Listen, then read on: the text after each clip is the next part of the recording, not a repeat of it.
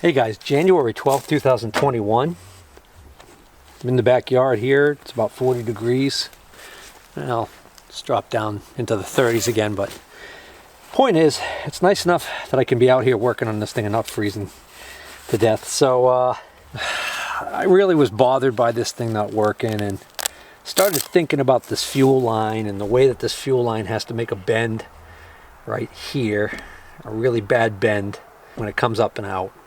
And knowing that on more than one occasion I've seen people talk about, matter of fact, even one of my viewers commented about, and I apologize for not remembering which one of you guys said it if you're watching this video now. I think you were absolutely right.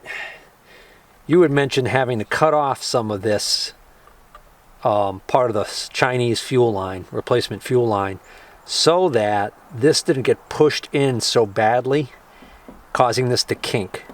And what I did today was I took the carburetor out, pulled this out, looked at it, and realized, wow, this is completely collapsed right here where this is making a very, very tight 90-degree turn. And it's staying that way because it's been that way so long. See if I can't get you a better look at this. So here's the line. You see how this is wide right here? It's wide because this is actually bent like this, and it's causing that to flatten out and collapse. So much so that when I took this plastic bottle I have here and I inserted it in here and I was pushing pressure in there, I wasn't hearing anything in the fuel tank. I even took the cap off and was listening, and I didn't hear anything. Finally, if I pushed hard, extra hard, all of a sudden it started to flow. So my theory is this has been collapsed down so long that these two, these inside walls actually bonded to each other. They kind of melted together. This whole thing feels kind of gooey again, you know, like a bad line. And I'm not positive, but I think, yeah, I think right there I see a tiny tear. So if I pull this like this, I think I can get flow into the tank. But I think when it was all crammed in there like this, it was completely just folded over itself. So I'm going to chalk this up to, right now, of course, the true test will be whether or not this repairs it. This is a genuine Stihl fuel line from my Stihl dealer. This is the part that goes in the tank. So this right here, which by the way, it actually has, I think a part number or something right on it. But anyways, this sucker right here is supposed to be able to do this without, make this turn without completely collapsing. But see, even that, look at that, even that will, that's going to be kind of iffy. We'll see how this works. But one thing I know for sure is I certainly can't use the one that's in there the way it is. That one's junk. This one was $5 or $6 with shipping off of like Amazon, I think, as opposed to this was with tax over $13. I just drained the tank, and I'm looking in here and I don't see the fuel filter on the end of the fuel line anymore.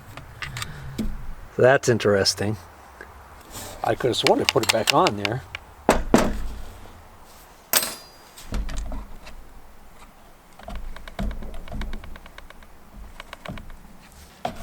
I guess I didn't.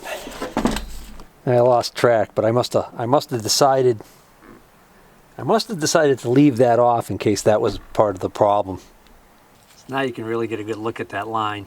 See it? How kinked it is right there? And that's, look at that's kind of straight.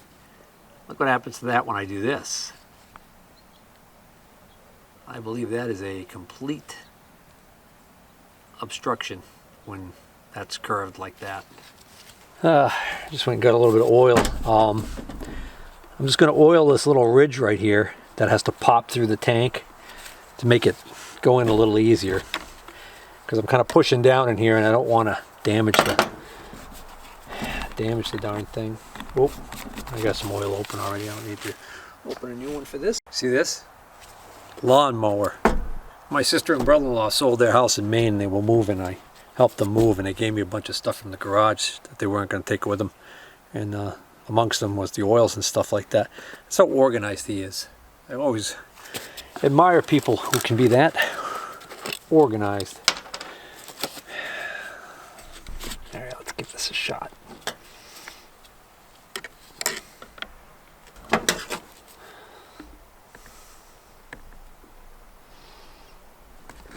I think I got it.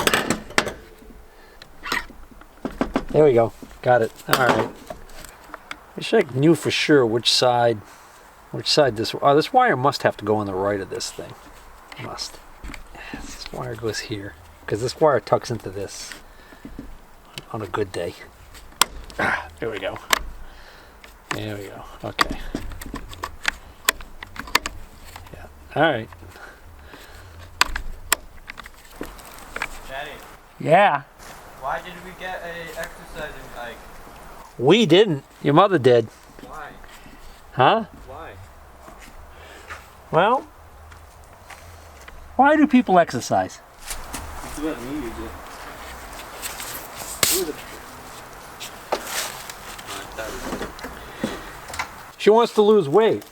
If we let you use it, you might disappear. Or you might actually, your weight might go negative and you might float away. No. When you exercise, you eat more. These super long needle nose pliers that I own sure are handy for this job.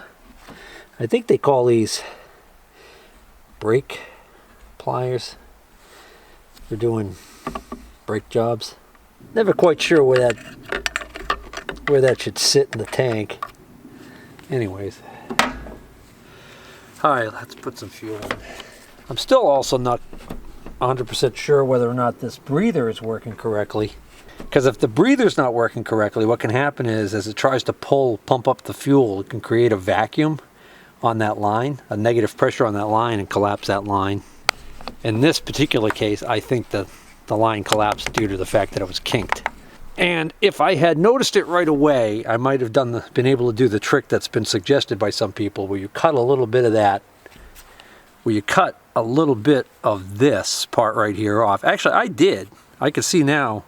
I think I did cut some of that off. I think that already is shorter than it was. It was either too little, too late, or just no good. I don't know. I brought the air filter up, but I'll leave it off just for the moment because I want to be able to squirt some fuel directly in there just for starting. Let's see. Is that going to be enough? That should be enough. Easier to pull it out of the tank than it is out of the big gas can.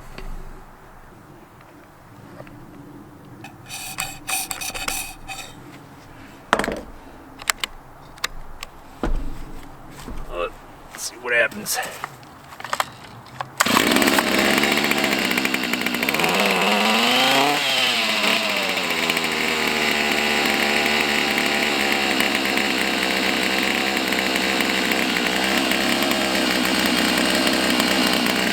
That's the longest it's run so far.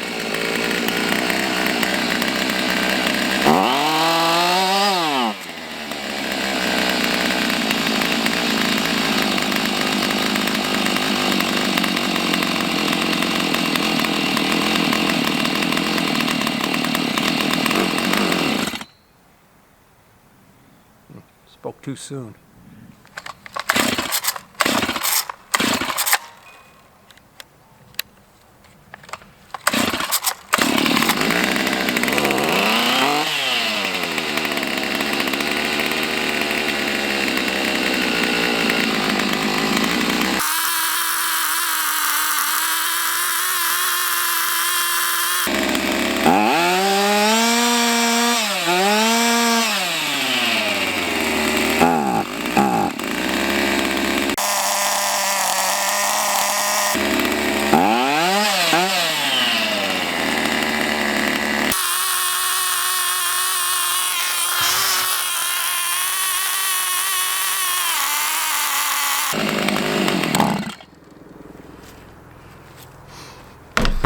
Alright, so I'm going to readjust the carburetor, but I'm definitely wondering about this breather now, because it seemed almost to me like when it started to die, when it would bog, that all I had to do was take the cap off. Which, if negative pressure is building up inside that inside that gas tank. Taking the cap off would basically equalize the pressure and allow it to pull more fuel in. So a possible theory I'm working on right now is that when I first start it, the airspace in the tank, the pressure's okay, and then as it starts to draw fuel up and it can't draw makeup air into the tank, that's starting to create a negative pressure, and that's causing that pump not to be able to pull the fuel up, possibly even collapsing the line. So I think an easy way to figure that out is to just remove this altogether. I think this just comes off of this line.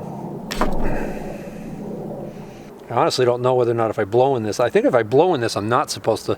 I think it's like a check valve. So I think I'm supposed to be able to suck air out through it.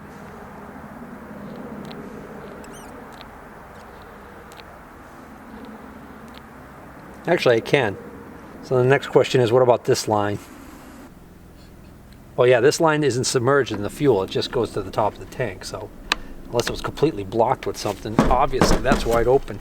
Unless there's like something wrong with this that it's too hard to open the valve, and I just have so much suction power. Do I suck that bad? No, I suck so well. Yeah. Oh well. All right, let's see if it'll start up hot. No, of course not.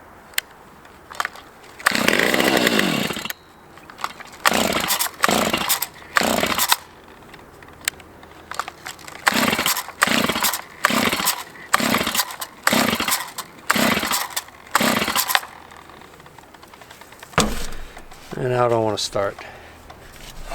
Stinker.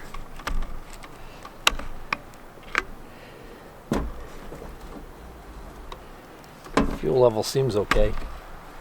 All right, let me turn that high speed out a little bit again.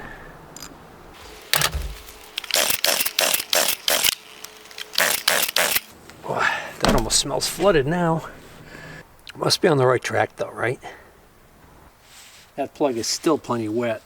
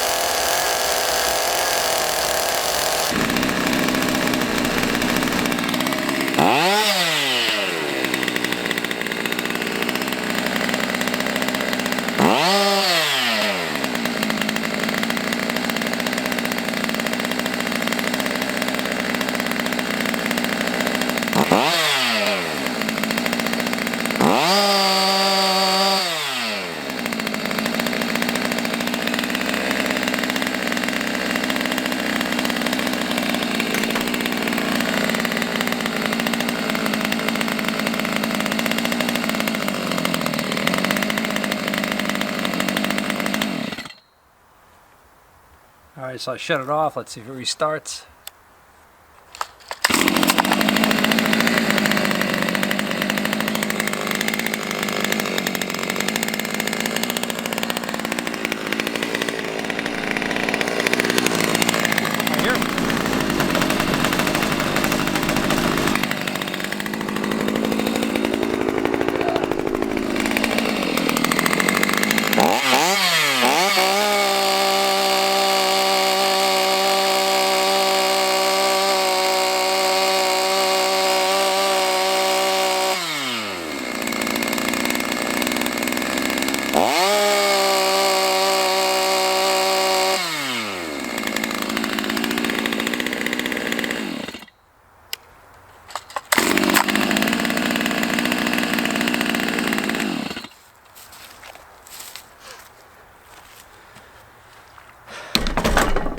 Hey, what do you know? Maybe I'm not as bad a two-stroke mechanic as I thought I was originally.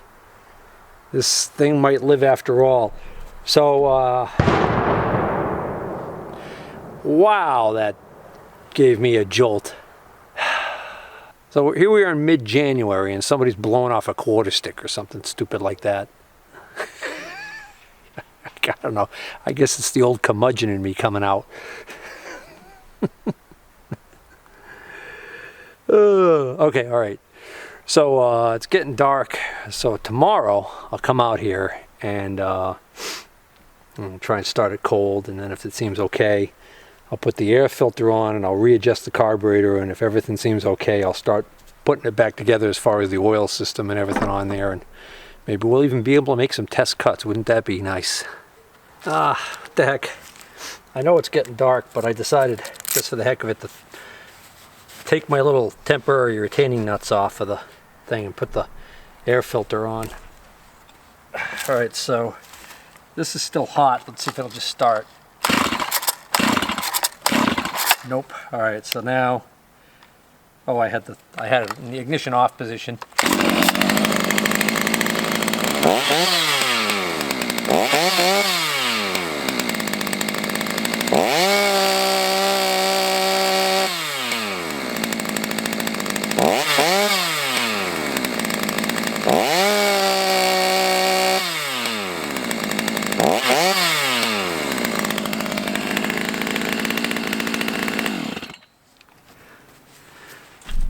I'm pretty happy with that right there so far.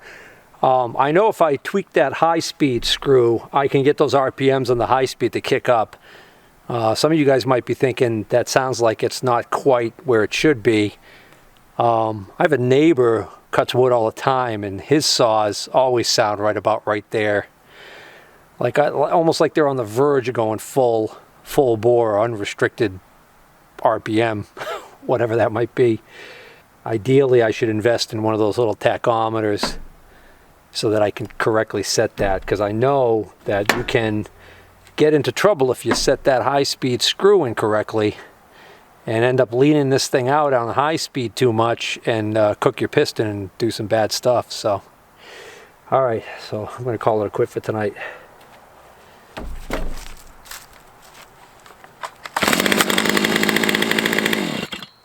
Oh, I tell you, that is such a relief. You have no idea.